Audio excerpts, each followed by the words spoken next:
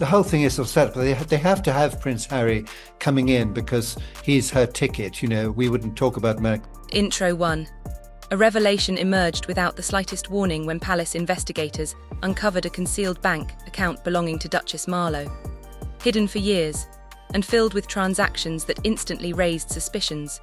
prompting King Alastair and Prince Edwin to accept that they could no longer shield her as the findings went far beyond mere financial blunders, and ultimately forced them into a decision that would astonish the world. The routine audit that triggered everything began like any other within the royal treasury, an institution that had operated with meticulous precision for centuries, documenting every pound spent by the Crown. Yet in early December 2025, an unusual pattern in the figures drew the attention of Margaret Hartley, a veteran accountant who recognised familiar trends and understood how funds moved through the various royal households. And when she examined the Ledford household accounts from before the Duke and Duchess withdrew from senior duties, she noticed minor inconsistencies, slightly mismatched payments, expenses that did not align with official engagements. And while another accountant might have dismissed them as simple mistakes, she knew such small irregularities often hinted at far larger issues, leading her to spend 3 full days rechecking records, cross-referencing dates with public itineraries, and comparing invoices with actual events, until she realized the discrepancies formed a pattern of money moving in ways wholly incompatible with standard royal operations. She immediately took her findings to Thomas Blackwell, a long-serving finance officer whose expression darkened upon seeing the documents, and within hours the matter was escalated to Sir Clive Alderton, the King's private secretary, who recognised that any financial irregularity could spiral into a media storm or parliamentary probe, and therefore ordered a full but secret investigation, assembling a discreet team consisting of Margaret, Thomas, 2 senior legal advisors, and a seasoned forensic investigator.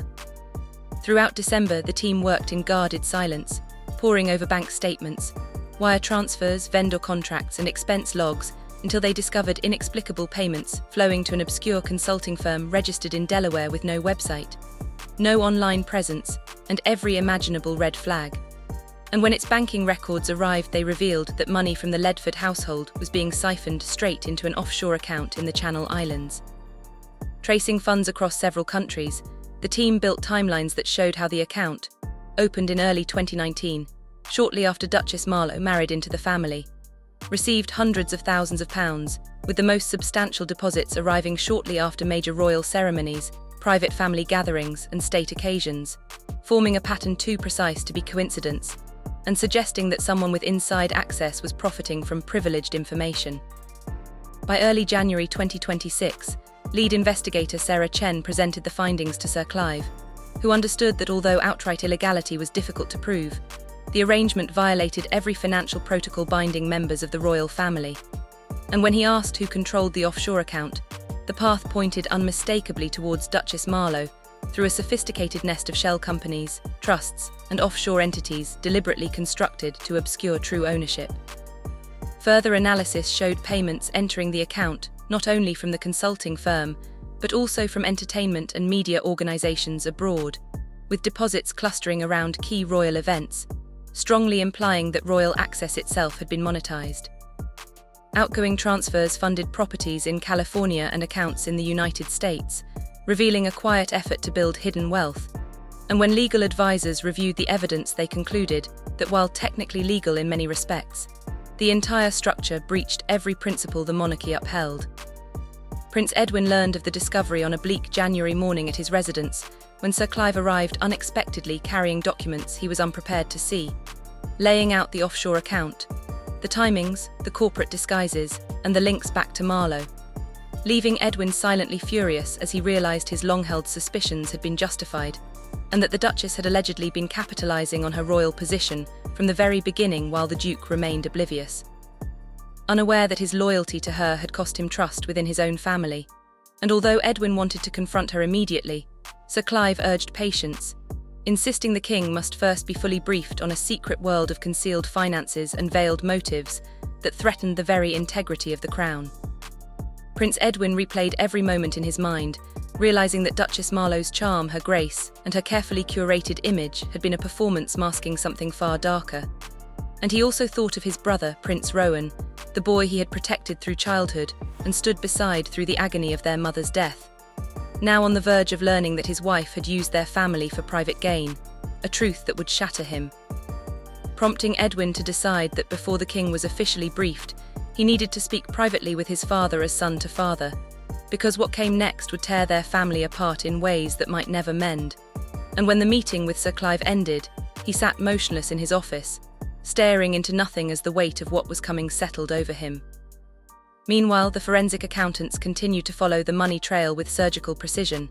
mapping every transfer, color-coding sources, cross-referencing dates, and slowly revealing a financial story more compelling than any spoken testimony. Beginning with an early deposit in April 2019 from a small Los Angeles production firm, Westridge Studios, which had produced only one minor documentary before suddenly obtaining access to former palace staff after its payment to Marlowe's secret account, followed by a series of suspicious transfers. £15,000 from a tabloid's parent company days after a private family supper that was mysteriously reported on in extraordinary detail. £35,000 from an American PR house, preceding a string of curiously aligned magazine profiles praising Marlowe's modernizing influence. Then further deposits tied to state banquets, confidential conversations, and even private family photographs that later leaked online. Each leak correlated to a new payment ranging from £10,000 to £25,000. Outgoing transactions showed funds quietly funneling into Californian properties, New York investment portfolios, and entertainment ventures, all building a private financial life entirely separate from Rowan and the Crown, culminating in a £50,000 transfer to a Los Angeles legal firm specializing in media deals at precisely the time Marlowe and Rowan were negotiating their withdrawal from senior royal duties, strongly suggesting she had been funding her exit strategy with money gained from monetizing access. As this damning pattern emerged, the palace faced its impossible dilemma, gathering top advisors in a secure room where Sir Clive presented the evidence. Vast sums, meticulous timing, and a deliberate structure implying planning rather than error, and legal counsel warned that stripping titles required navigating constitutional complications, while communications advisors cautioned that Marlowe would retaliate with maximum public force. Yet inaction risked catastrophic exposure, parliamentary scrutiny, and total collapse of public trust, prompting Edwin to argue fiercely against any quiet arrangement, and insisting that negotiation would only empower her further. All the while, the unspoken question of Rowan loomed, knowing he would almost certainly choose Marlowe over the family, permanently deepening the rift until King Alastair finally spoke, stating calmly that the monarchy existed not by power but by principle, and that allowing the unchecked commercial exploitation of royal privilege would render the institution fraudulent, after which the advisors left the room knowing the king's mind was already turning. Within days, he isolated himself in his private study, painstakingly reviewing every document, wrestling with conscience, loyalty, and duty, consulting experts on constitutional procedure and even the Archbishop regarding the moral dimension, until at last he emerged with a solemn decision. Marlowe's titles would be removed, but before the world learned anything, Rowan must be told privately, leading the king to write a heartfelt letter by hand expressing unconditional paternal love, before outlining the evidence, the decision, and the choice Rowan would now face.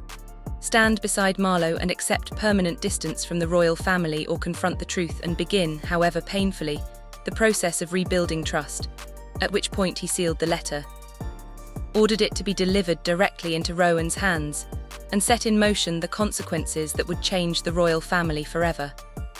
In a moment heavy with dread, Harry recognized his father's handwriting on the sealed courier envelope and instantly sensed the news would be grim.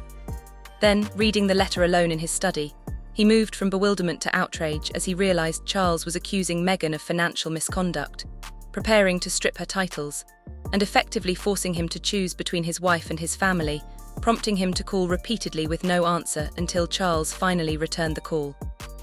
leading to a brief and heated exchange in which Harry accused the palace of persecution, while Charles calmly insisted the evidence was irrefutable,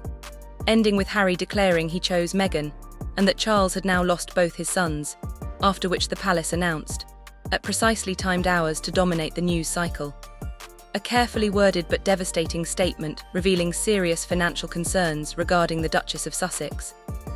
Confirming her titles were removed, while withholding specific details for legal reasons, igniting global media chaos and polarized opinion as supporters cried bigotry,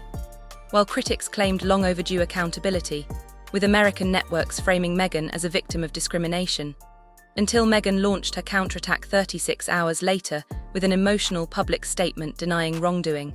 asserting the offshore structures were legitimate, accusing the palace of racial bias and double standards, threatening defamation claims, and gaining rapid support from celebrities, civil rights voices, and US commentators, followed by Harry releasing a weary video message defending her absolutely and accusing his family of repeating the pattern that harmed his mother. But 3 days later the narrative shifted when an investigative journalist received an anonymous package containing authenticated bank statements, corporate filings, and verified email exchanges showing Meghan negotiating payments for private royal information and photographs, evidence that was publicly released and rapidly confirmed by financial experts, digital forensics, and legal analysts, causing global opinion to swing dramatically as supporters struggled to dismiss the documentation and American outlets began questioning whether the palace's actions were justified. While Meghan's legal team protested that the documents were obtained unlawfully, but the reputational damage was already irreversible, leaving the palace silent yet vindicated as the evidence demonstrated a deliberate and systematic monetization of royal access, revealing the truth exactly as the palace had claimed from the start.